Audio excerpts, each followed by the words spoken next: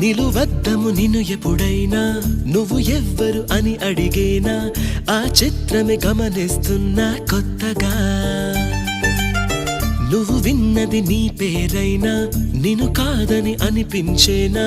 ఆ సంగతి కనిపెడుతున్నా వింతగా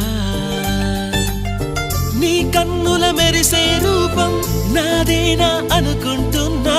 నీ తేనెల పెదవులు పలికే తీయదనం